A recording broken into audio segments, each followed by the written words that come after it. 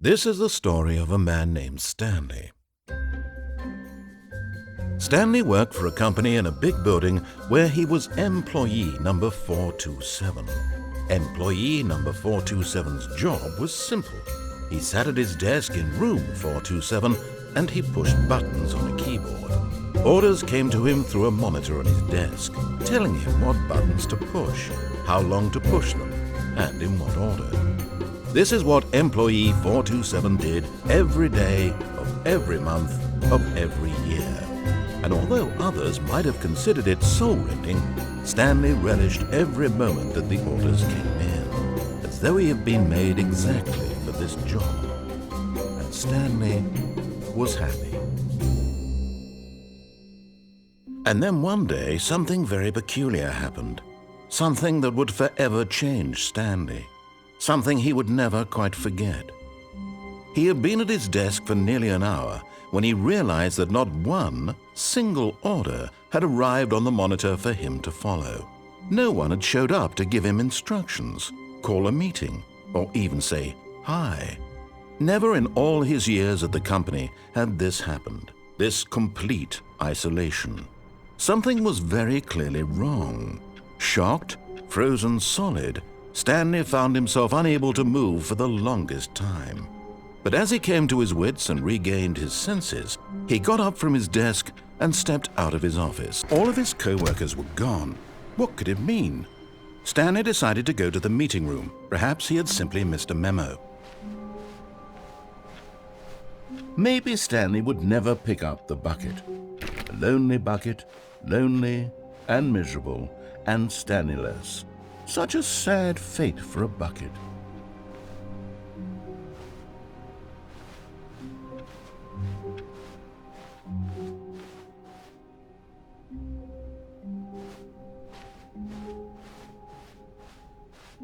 When Stanley came to a set of 2 open doors, he entered the door on his left. This was not the correct way to the meeting room, and Stanley knew it perfectly well. Perhaps he wanted to stop by the employee lounge first, just to admire it. Yes, truly a room worth admiring. It had really been worth the detour after, but eager to get back to business, Stanley took the first open door on his left.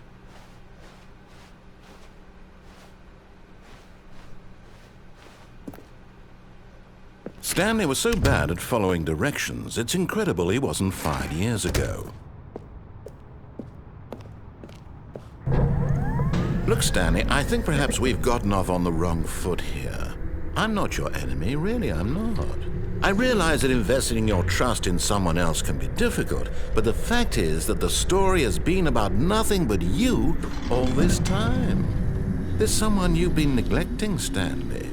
Someone you've forgotten about.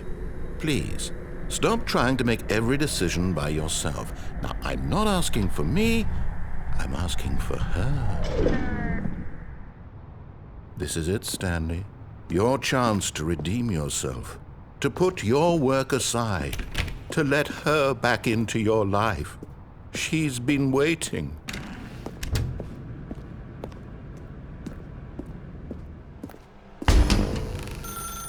That's her, Stanley.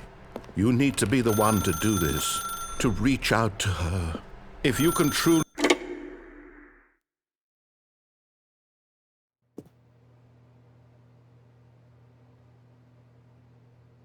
Oh, Stanley, is that you? Hold on, sweetie. Sorry to keep you waiting. I'm just pulling the bread out of the oven. All right. Okay, there we go.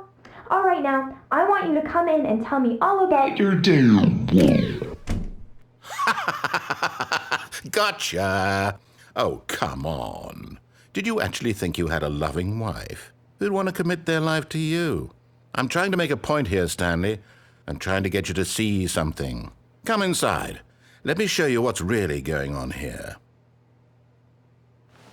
Sorry, but you're in my story now.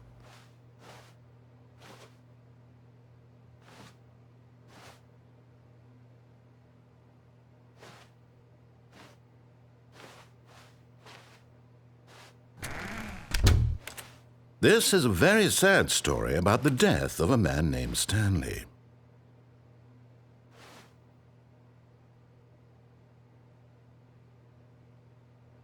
Stanley is quite a boring fellow. He has a job that demands nothing of him, and every button that he pushes is a reminder of the inconsequential nature of his existence. Look at him there, pushing buttons, doing exactly what he's told to do. Now he's pushing a button. Now he's eating lunch. Now he's going home. Now he's coming back to work. One might even feel sorry for him, except that he's chosen this life.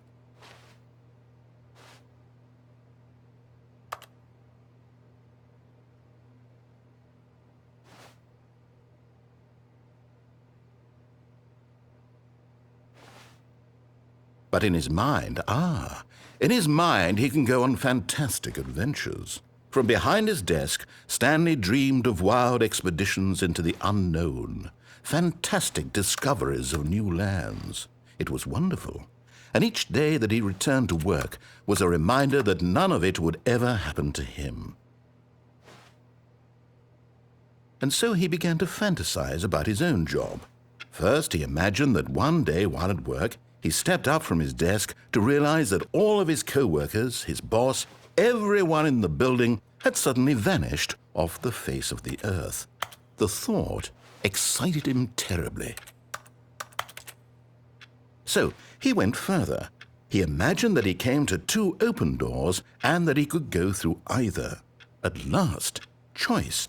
It barely even mattered what lay behind each door. The mere thought that his decisions would mean something was almost too wonderful to behold. As he wandered through this fantasy world, he began to fill it with many possible paths and destinations. Down one path lay an enormous round room with monitors and mind controls. And down another was a yellow line that weaved in many directions, and down another was a game with a baby. And he called it the Stanley Parable. It was such a wonderful fantasy, and so in his head he relived it again, and then again, and again, over and over, wishing beyond hope that it would never end, that he might always feel this free. Surely there's an answer down some new path, mustn't there be? Perhaps if he played just one more time. But there is no answer. How could there possibly be? In reality, all he's doing is pushing the same buttons he always has. Nothing has changed. The longer he spends here, the more invested he gets, the more he forgets which life is the real one. And I'm trying to tell him this. That in this world he can never be anything but an observer, that as long as he remains here, he's slowly killing himself. But he won't listen to me. He won't stop. Here, watch this. Stanley, the next time the screen asks you to push a button, do not do it. You see? Can he just not hear me? How can I tell him in a way that he'll understand that every second he remains here, he's electing to kill himself? How can I get him to see what I see? How can I make him look at himself? I suppose I can't, not in the way I want him to. But I don't make the rules. I simply play to my intended purpose, the same as Stanley. We're not so different, I suppose. I'll try once more to convey all this to him. I'm compelled to. I must. Perhaps, well, maybe this time he'll see. Maybe this time. And I tried again, and Stanley pushed a button. And I tried again, and Stanley pushed a button. And I tried.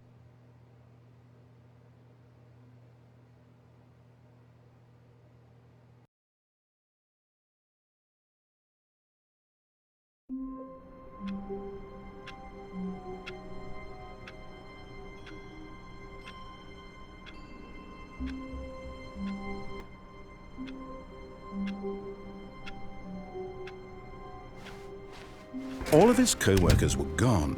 What could it mean? Stanley decided to go to the meeting room. Perhaps he had simply missed a memo.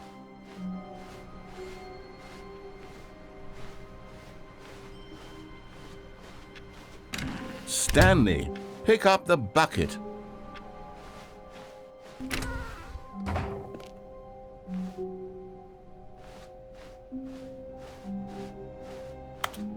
When Stanley came to a set of 2 open doors, he entered the door on his left.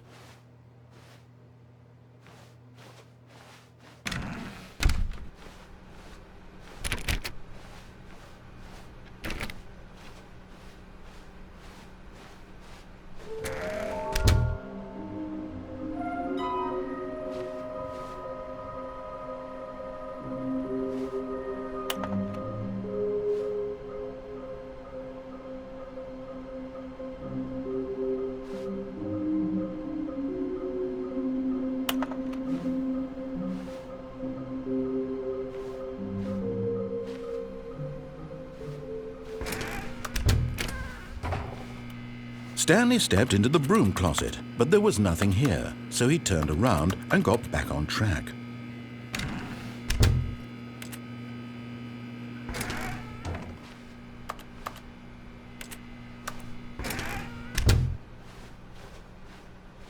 Coming to a staircase, Stanley walked upstairs to his boss's office.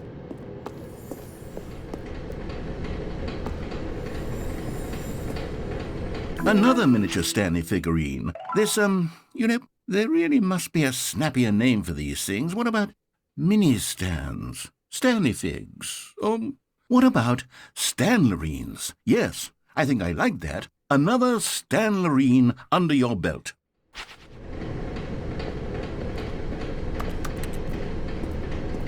But Stanley just couldn't do it. He considered the possibility of facing his boss. Admitting he had left his post during work hours, he might be fired for that. And in such a competitive economy, why had he taken that risk? All because he believed everyone had vanished? His boss would think he was crazy. And then something occurred to Stanley. Maybe, he thought to himself, maybe I am crazy. All of my co-workers blinking mysteriously out of existence in a single moment for no reason at all? None of it made any logical sense. And as Stanley pondered this, he began to make other strange observations.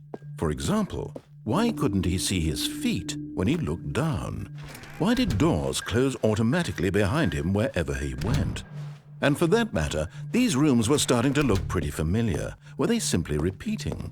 No, Stanley said to himself, this is all too strange. This can't be real.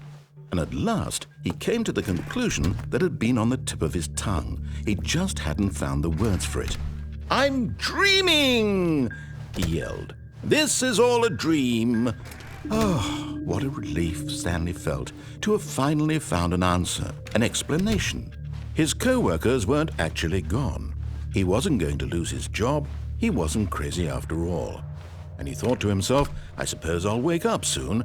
I'll have to go back to my boring real-life job pushing buttons. I may as well enjoy this while I'm still lucid.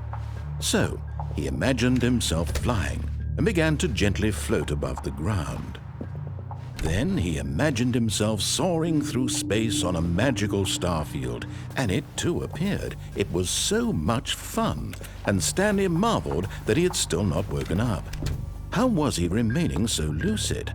And then perhaps the strangest question of them all entered Stanley's head. One he was amazed he hadn't asked himself sooner. Why is there a voice in my head dictating everything that I'm doing and thinking? Now the voice was describing itself being considered by Stanley, who found it particularly strange. I'm dreaming about a voice describing me, thinking about how it's describing my thoughts, he thought. And while he thought it all very odd and wondered if this voice spoke to all people in their dreams, the truth was that, of course, this was not a dream. How could it be? Was Stanley simply deceiving himself, believing that if he's asleep, he doesn't have to take responsibility for himself?